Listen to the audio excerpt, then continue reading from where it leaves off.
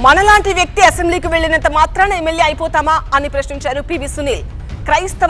క్రైస్తవంలో కులం లేదు అనేది ఒక తప్పుడు అవగాహన అన్నారు.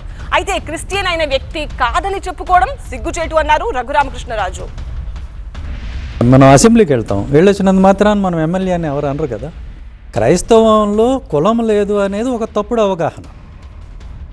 క్రైస్తవంలో కులం ఉంది, క్రైస్తవంలో కులం లేదని ఒక పక్క చెప్తూ మళ్ళీ వాళ్ళని బీసీలని ఎలా అంటారు?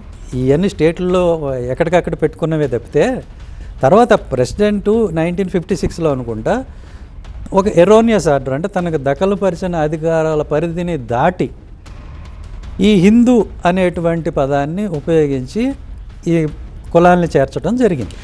అతను క్రిస్టియన్ అనేది నిజం, అతను క్రిస్టియన్ కాదు అని చెప్పుకోవటం క్రిస్టియన్గా అతని దౌర్భాగ్యం, అతని మనో దౌర్బల్యం.